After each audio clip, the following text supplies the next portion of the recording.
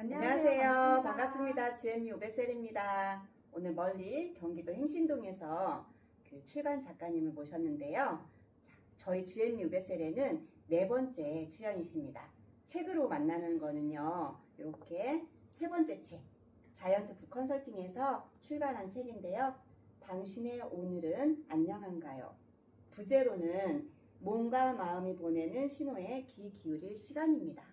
바쁘고 힘든 현대인들한테 꼭 필요한 책일 것 같은데요. 오늘 이은정 작가님 모셨습니다. 어서 오세요. 반갑습니다. 네. 작가님 오시는 길 멀리서 오셨는데요.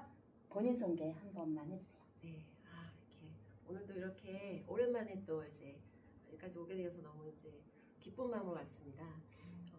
벌써 네 번째인가요? 네. 아마 집에 오는 것처럼 편안하고, 또 앞으로도 더 이제 책을 쓸 때마다 꼭 불러주시면 감사한 마음 올 것 같은데요. 감사하죠. 오늘 만나게 되어서 반갑고요. 인사드리겠습니다. 우주힐러 이은정입니다. 반갑습니다. 네, 반갑습니다. 어서오세요. 반갑습니다. 나날이 더 예뻐지시는 것 같아요. 네, 그리고 워낙에도 또 원래도 말씀드린 굉장히 차분하게 잘하셨잖아요. 뭔가 이렇게 묘하게 빠져드는 블랙호크 같은 그런 매력이 있지 않나 그런 생각이 들었어요. 감사합니다. 책의 표지에 보면은 이게 무슨 꽃이라고 하셨죠? 은방울. 은방울꽃. 이 꽃이 작가님을 닮았어요. 감사합니다. 정말로 그런 생각이 들어요. 그림도 그렇고 이 은방울꽃 자체가 굉장히 좀 고고하다고 해야 될까요? 고요하다고 해야 될까? 그런 부분이 작가님하고 정말 많이 닮았다라는 생각이 드는데요. 제가 좀 궁금한 게 벌써 개인저서가 세 번째 출간을 하시는 거잖아요. 이 책을 쓰게 된 계기나 영감이 좀 있으실까요? 네, 저는 오랫동안 그 사람들의 마음 이야기를 이렇게 가까이서 들고 왔거든요. 뭐 상담 현장이나 강의 현장이나 혹은 제 삶 속에서 들어왔는데, 많은 사람들이 잘 지낸다고 말은 하지만 사실은 정작 자신의 마음을 돌아볼 여유를 잘 못 갖는 것 같아요. 그래서 어느 날 저 자신한테 이제 문득 물었는데, 오늘 너는 괜찮아? 라고 이제 물었어요. 그랬는데 그 질문 앞에서 잠깐 멈추어서 곰곰이 생각해 보니까 억눌려졌던 감정이 막 올라오고요.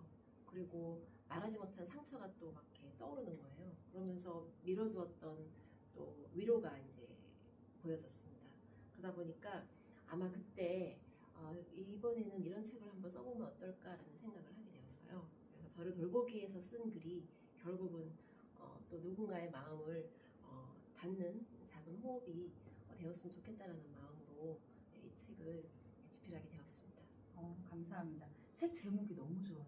감사합니다. 당신의 오늘은 안녕한가. 이게 매일매일 한 번쯤은 하루를 마감하는 시간에 한 번씩 나한테 질문을 해보는 건 어떨까라는 생각이 들어요.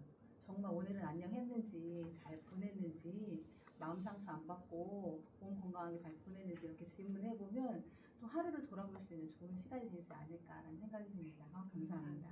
맞아요. 그 목차를 보니까 첫 번째 안녕, 두 번째 안녕, 세 번째 안녕, 네 번째 안녕, 다섯 번째 안녕이더라고요.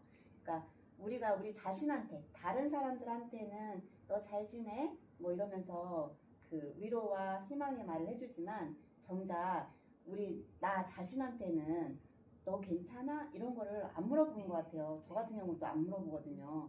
그냥 사는 거지 이렇게 했는데 이 책을 보니까 그래? 나는 진짜 괜찮은가? 이런 생각이 좀 많이 들더라고요.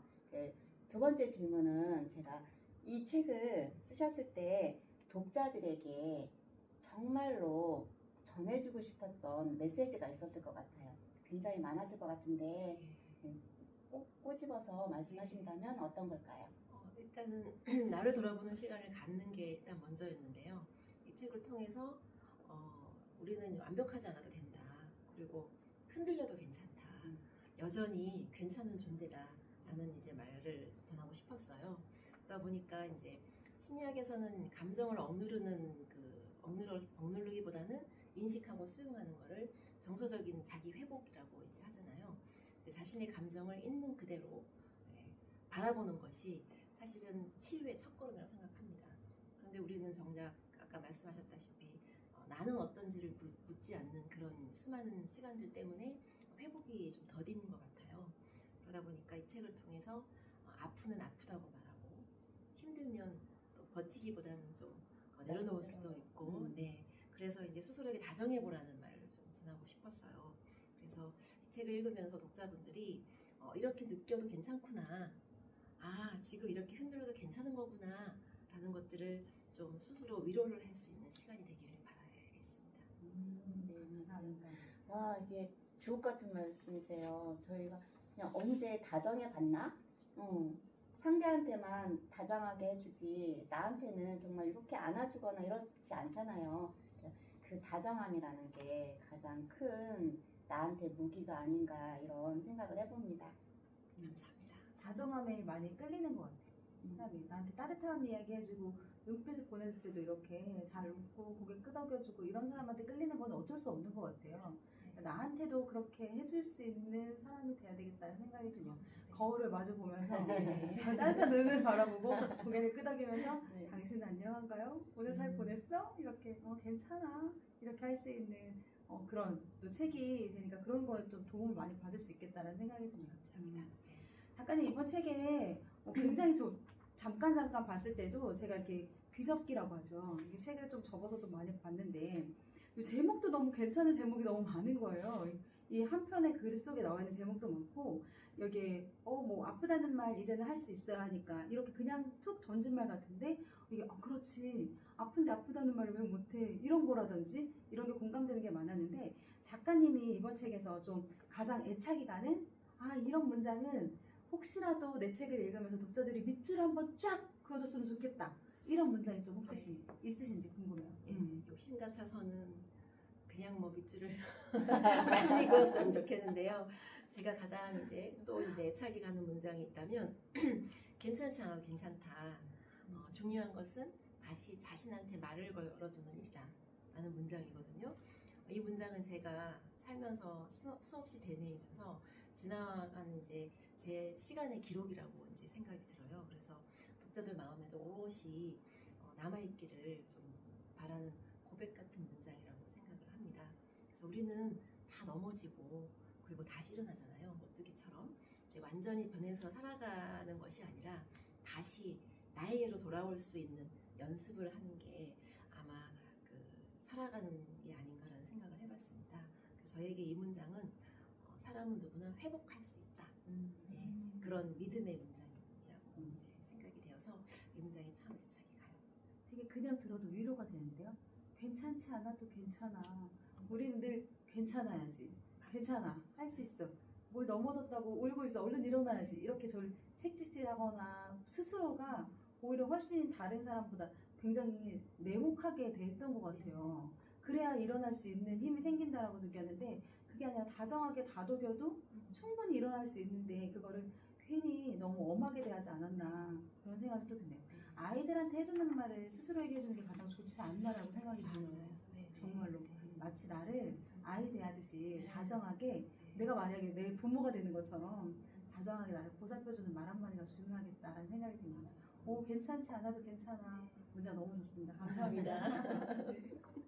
네, 저 같은 경우에 지금 초고를 쓰고 있는데 초고의 소제목 중에 괜찮아 아니 나 괜찮아 이 제목이 있어요. 제가 쓴 게 있는데 저도 이제 어린 시절이라든지 이제 살아오면서 괜찮아를 굉장히 많이 했어요.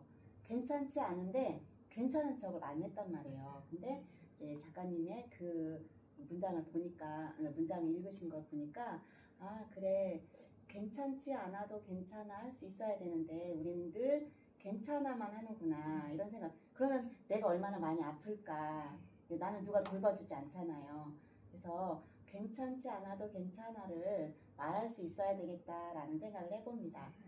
네. 그리고 이제 이 책을 많은 독자분들이 읽었을 거예요. 저도 읽었고 옆에 계신 이현주 작가님도 읽으셨는데요. 저희 같은 그 독자들이 읽고 나서 피드백 해주신 게 있을 것 같아요. 이런 점은 좋더라, 이런 건 좀 아쉽더라, 이건 왜 이런 느낌이었냐, 이런 걸 많이 해주셨을 텐데 가장 기억에 남는 피드백은 어떤 것이 있을까요? 독자들을 만나러 다녔습니다. 독서 북토크도 하고 그리고 이제 저자 강연도 하면서 이렇게 많은 독자분들을 만나면서 진짜 많은 말을 많이 들었어요. 그래서 그러고 보니까 그 말씀처럼 이 나이가 되도록 한번 나를 돌아보지 않고 그냥 누군가한테만 위로하고 이렇게 격려했던 것 같다. 그러면서 이제 이 책을 읽고 느꼈는데 처음 책을 읽을 때 정말 자신한테 너무 이제 미안해서 사과를 했대요. 왜냐하면 그동안 너무 몰아붙이기만 했다라고 예, 그렇게 그래서 많이 울기도 했다고 하는 말을 들으면서 참 이분이 이 책을 읽고서 정말 감동받았다는 게 전해져서 제 마음에도 깊이 이제 울림이 있었거든요. 예, 그래서 저는 이 책이 누군가의 인생을 바꿀 거라고 생각하진 않아요. 바꾸면 좋겠지만 다만 그분들의 삶 속에서 아주 작지만 결정적인 움직임의 어떤 밑거름이 되었으면 좋겠다는 생각을 하거든요. 그래서 그분의 말 그리고 또 그 외에 수많은 독자분들의 말을 들으면서 글이라는 게 누군가를 위로하는 것도 되지만 나아가서 스스로를 위로할 수 있게 도와주는 다리가 되어주는 게 아닌가라는 생각을 하게 되었어요. 그래서 그보다 더 값진 보람은 없는 것 같습니다. 네, 맞습니다. 제가 첫 번째 인터뷰하고 두 번째 인터뷰하고 세 번째 인터뷰하고 오늘 네 번째인데요. 와, 사람이 이렇게 달라질 수 있을까? 이런 생각이 듭니다. 처음에는 굉장히 조곤조곤 수줍게 말씀을 하셨는데 지금은 뭔가 정돈이 되어 있는 느낌이고 예, 말씀도 더 굉장히 관록 있게 잘하세요. 그래서 이게 글과 말은 그 사람을 닮지 않나 이런 생각이 많이 드는데 아까 이현주 작가님도 책이 작가님을 닮았어요 이렇게 말했는데 그 말이 맞는 것 같습니다. 예, 피드백 받은 것 중에서 나 자신한테 사과를 했다 하는데 와, 그럴 수 있을 것 같아요. 저도 눈물을 좀 찔끔거리면서 미안해 하지 않을까 이런 생각이 듭니다. 감사합니다.